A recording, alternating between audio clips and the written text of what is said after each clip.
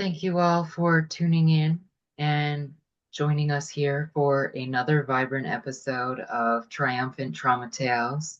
Today I am here with the lovely Mr. Gospodarek, a licensed social worker who focuses on primarily helping men heal. How are you doing today? I'm doing good, Reese. Thank you for having me on your show. Greatly looking forward to it. Well, thank you so much for taking the time. Where did your journey begin? Yeah, that's July 2009. I was in an auto accident, and from there, at that time, I didn't know that everything had changed because I was knocked out. But come 3 days later in the ICU, it's like, holy man, the world is upside down as you know it. So all those kinds of things. So that time frame, like coming up on your 18th birthday is kind of the cusp of adulthood and unleashing into the world and then like being in the intensive care unit, and it's kind of like you can't walk without like a few nurses helping you and holding onto a wheelchair. So that independence is just kind of ripped back from you, or ripped away. So that's where it all started, but the auto accident led to, traumatic brain injury, stroke, collapsed lung, fractured skull. So it was pretty intense for a while, and then from there it was just this, plethora of days in the ICU, days in inpatient rehab, and then months of physical therapy, and then 17 months of almost weekly speech therapy. So yeah, it was That's a a long lot, haul. especially Yeah, at 18. My God. yeah, and then finishing up high school during that time too, and then figuring out if I'm gonna go to college, what I'll go for. Yeah. Right? And I myself, I was paralyzed on an operating table at 16. So I Hmm. understand the late teens and having your trajectory shift. Yeah, yeah. Like I mean, from the this is how I picture my life to hmm am I gonna be normal? yeah, right. Like There's a lot to it. I mean, and it's not like sometimes we can kind of view our lives changing. And sometimes we can even see it quickly, but usually our lives change slowly and we just kind of shift course, you know.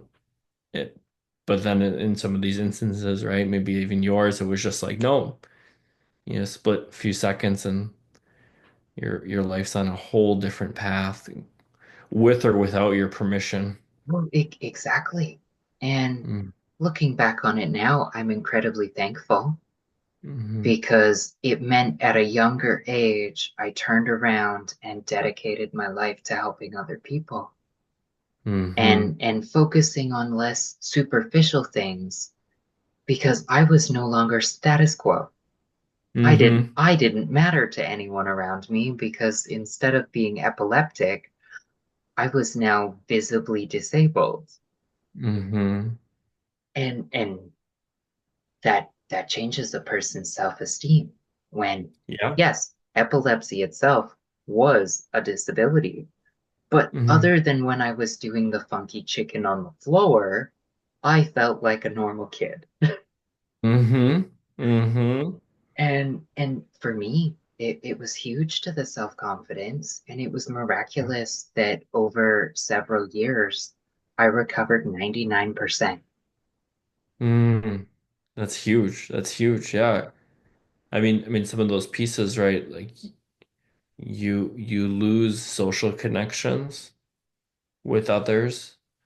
You lose sometimes even the connection to yourself because you're kind of like, what do I stand for, right? These are very, very large topics for, 16 in your case and 17, 18-year-old in my case to really consider, right? Like It's sometimes there's adults that don't even think about some of those types of questions. Um, yeah, but to have that level of adversity too. It really shapes character, it really shapes qualities, personality traits, that endurance and perseverance. It, I think you get to kind of find out also too, like what you stand for in terms of like what comes at you and what you can manage. It And that's exactly, that's where it gets really fun. like your resilience comes out, and Hmm. it's really going to show you what amount of effort you're willing to put into something, whether you're Hmm. internally or externally motivated, Hmm. and who in your life actually cared about you and is Hmm. willing to maintain a connection. It in that moment, I learned that I was closer to people over the age of 50 and Hmm. those who had had strokes or TBIs or other medical fiascos. It was like, okay, Hmm. I'm 16 and now my closest people are old farts that can connect with me because they experienced these things at the right ages in life. Hmm. That was Yeah, yeah. mind Sometimes, blowing, yeah, those massive experiences can sometimes even like influence maturity levels. You can mature a lot faster when you're surrounded by all these different, maybe like in my case, all this different like trauma, right? Being surrounded on the ICU units or just being on the inpatient floor with people with similar injuries that may never talk again, right? And you're just like this is pretty significant. Even as an adolescent, or adolescent or a young adult, right? You can have some appreciation for the gravity of the situation you're in. right? And I'm one of the few. I was very lucky that neuroplasticity had been a special interest of Mm. mine for years before it happened. So Hmm. I ended up being the inspiration for the other patients on the ward because I was ripping through my recovery and they Hmm. were wondering how. And people forgot my options were bed and wheelchair Hmm. or fight like hell and maybe like hobble around like a sexy pirate for the rest of my life. Hmm. I'll take sexy pirate any day. Yeah, it's a very I'm trying to think of the word that would maybe fit this. But you're essentially forced into the decision. Mhm. But you have freedom to make whatever decision you want. It's just that maybe some decisions will have different sorts of freedom and some won't, Well, right? Or exactly. some will have others. And I could have chose to sit there and wallow and feel Hmm. sorry for myself, Hmm. but I was hiding the fact that I was having a midlife crisis at 16. Hmm. It was keep trudging forward because there's no other viable option in my head. Right, right. And Yeah, I'm glad that I am that stubborn because it got yeah. me to where I am. Yeah, yeah. And I mean, stubbornness in and of itself can be a double-edged sword sometimes. Especially if you're in relationships with others or those you care about. But at other points, it can be very beautiful. And I have to agree. My partner would say that it is both a gift and a curse Hmm. because I can be a bull in a china shop, or it can come off as someone that's just severely dedicated to things that they're passionate about. Yeah, yeah, definitely, definitely. But yeah, I mean, and I think even like when you start getting very granular into those pieces, like it's not all, at least for me, it wasn't all like this like hard resilience, like perseverance. There were times where you kind of question it and you're like, is it worth trying this hard? Mhm. Is it worth fighting this much? Right? So it's not just like this like resilience. escalator, so to speak. It's more of just like almost like a highway going through like different terrain where there are those beautiful moments of being on the peaks, but there's also that dark gloom of the valleys or the steepness of some of those hills if you're cutting through the mountains that make it very challenging and I mean almost paralyzing on a different level, right? Of actually being paralyzed, but just being paralyzed by so much stress or so much worry or whatever it might be. It exactly. And there were so many layers to it always, as I assume Mm-hmm. your recovery was as well. The Mm-hmm. do I keep fighting or do I pause? I mean, there were periods where I went, I've driven at max force for however long. I'm actually just going to take a couple months to exist and lower my pain levels Mm-hmm. and try again in a couple months when I'm less exhausted. Yeah. Like I Yeah. some days you have to allow yourself the break. And Mm-hmm. that can be a week, that can be an hour. Take the Mm-hmm. rest you need. And especially when it's traumatic brain injuries that alter your life, take a month, take a year to just experience joy and then circle back to it when your Yeah. cup is full again. Right. Yeah. I mean, and everybody's, situation is different. Every traumatic brain injury is different. So those time frames, Mhm. you kind of have to listen to your body for, or the doctors for their approval to do stuff. Well, exactly. Right. I remember the list of things that they told me I'd never do again.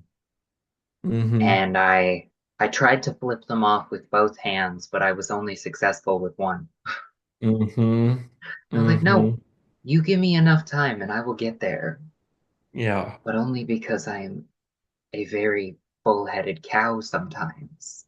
Mm-hmm. But again, it was to my advantage that I had spent 10 years training in martial arts and I Mm-hmm. had a special interest in neuroplasticity. I'm Yeah. like, no, I know what the studies say. I know that I just have to keep at it. Mm-hmm. But it I needed to learn how to rest. And without paralysis, I Yeah. never would have learned to take a little bit of every day to just sit there stilly Mm-hmm. and exist, even if there's a TV show on the background or in the background, Yeah. or Mm-hmm. whether you're curled up with your partner or whatever. Just take Yeah. some time to just exist because we all Yeah. need to rest or you will be perpetually burnt out, especially after a brain injury. Yeah. Like our energy Yeah. levels wallow at the beginning. Right. Right. And I think there's an important piece there too of like or that we can put so much energy into recovery, it turns out to be almost like an avoidance of the present moment. Mhm, And so taking those moments of peace or solitude or silence, it can be really difficult, right? mhm, But that's also part of the healing process is to be here and now mhm. and not to live 10 steps ahead all the time. Well, exactly. I now, instead of getting up and rushing to do my entire day, I throw my music on in my headphones. Hmm. I enjoy a cup of tea, and I make sure that my head is on straight for the day by actually checking in with myself and enjoying Hmm. music I enjoy or I'm in the mood for, and just Yeah, allow myself to, hey, now that I'm awake enough to feel my body, what am I yeah, capable of today? yeah, Because every day it still looks a little different, sure, sure. already 11 years later. Yeah, yeah. And sometimes, especially in the beginning stages of recovery, I mean, and I think it's even like this for substance use or mental illness or major medical major medical needs or surgeries, right? Mhm. Is that like the first maybe day zero to like maybe it's 6 months, depending on what's going on, or a year or 2 years. It seems like there are so many changes in terms of growth, and it's so quickly, right? And then it starts to slow, Mhm. right? And then you're like, am I doing this right? Or is it still working, or is it still worth it? So maybe now the changes you would see every day only happen maybe once a month or once every few months, right? So it's almost like that reinforcement cycle gets it really stretched out now. And you're kind of like, you got that's where your focus comes, right? And you got to be okay with that and accept that, your body isn't just going to keep recovering at that same rate because maybe there aren't things that it can recover from, but you'll still notice some of those ripple effects of the changes happening every once in a while. It exactly. And those plateaus were brutal. Mm-hmm. Like talk Mm-hmm. about a kick to the stomach. Yeah. It's like, hey, I thought I was doing great. I saw daily change. And then miraculously, you don't see change for a week or a month, Right. but you're still trying. And then eventually, like you wane a bit until you find the next goal or Right. the next great thing happens. But that's again where, as you said it, your resilience comes through Mm-hmm. because you never stopped. You had to Yeah. pause sometimes and regroup, Mm-hmm. but you kept going. Mm-hmm. Mm-hmm. Yeah, there's an overall commitment, right, to the process, and I think it's in acceptance and commitment therapy. They talk about like um the outcome is the process by which the process becomes the outcome, and how just like living it daily, even though you may not be seeing these like huge aha moments, when you look back 6 months from now, you can see like all these pieces that were still falling in line, that Mhm. were still kind of shaping you in the direction that you need to go. Exactly. Hmm. Because and as they say, it's hindsight is 2020. Hmm. It's easier to look back and be proud or regretful of what you've done Hmm. than it is to be in the moment and say, no, I am proud of what I did today. I tried my Hmm. best. I mean, crap, sometimes my hip and my shoulder are dislocated on the same side of my body and I can't get out of bed. Hmm. If all I did was not cry all day, that was enough that day. Yeah. Yeah, and I think when we go through those major shifts or major challenges, right? Like your levels of normalcy, your levels of expectations is almost like a reset, right? Maybe you were able to do marathons or triathlons and now you can't. And maybe just walking across the room is a workout in of itself. And that can be A, very humbling, B, very painful, and C, it's kind of like this, how do I get from here to there, Mhm, mhm. right? If you can. And maybe it's not triathlons, but maybe it's just a 5K. Exactly. How do you live out that value in some way, shape, or form? I used to compete in martial arts before I was paralyzed and lost my vision. I trained for Mm-hmm. 10 years. Mm-hmm. With the loss of my vision, it's not practical to go back to training in martial arts. I will take Mm-hmm. too many flying hands and feet to the head. Yeah, that may not bode well. Oh, exactly. It's not exactly my flavor. But Right. I am training up and now I indoor I do 10 kilometers daily. Hmm.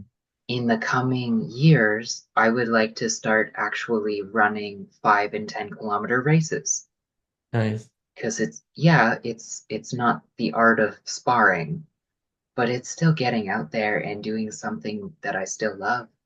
Mm-hmm. And that is enough. Yeah. Like I don't have to be the next Usain Bolt, Yeah. Yeah. And there's a lot of acceptance in that process too, right? Because we can also drive ourselves into a really dark hole by just being like, what can't I do anymore?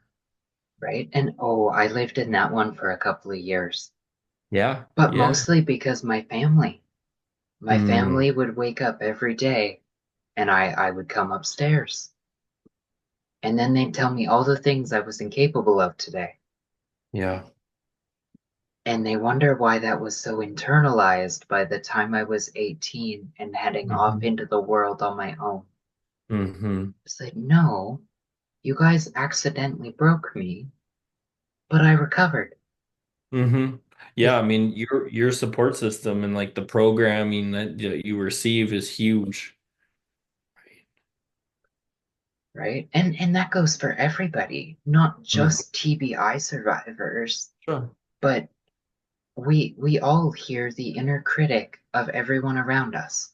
Hmm. Like that mean voice in your head didn't come from you, Yeah. Right. Right.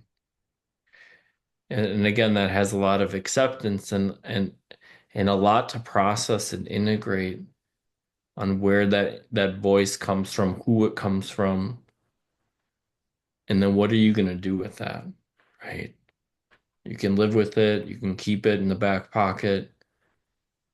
And it's all, I mean, on some level, it'll always be there. It may just not have the pull that it maybe once had if you're kind of moving away from it. But one of the things I love asking people I'm working with is, especially when we're doing acceptance and commitment therapy, is what you're about to do now going to move you towards or away from your values, right? And sometimes we're asking that question and it's directly related to like the inner critic, right? hmm So if you listen to this, is it moving you towards or away? And they're like, well, it's away. And it's like, okay, then maybe not listen to this.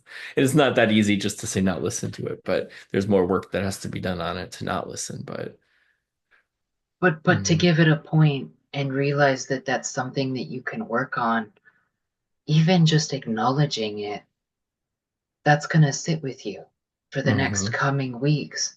And every time it comes up, you'll go, oh, does no, that doesn't sit with me. hmm, What does?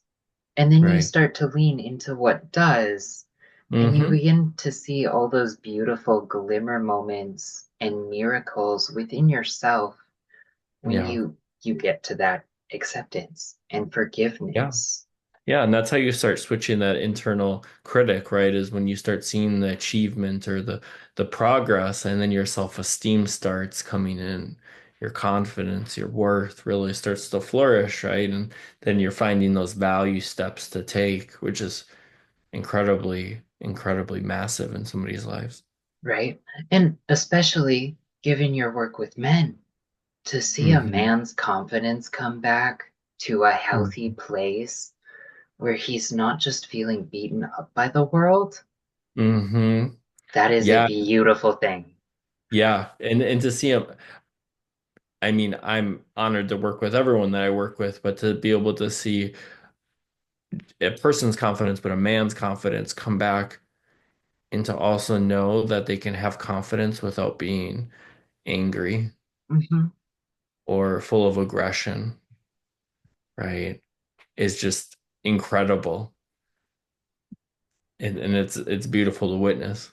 Right? I'm working with some young adult men right now Mm, and watching them in college say, Reese, I can only afford you on a sliding scale. I'm broken. I need to heal. I need to do better.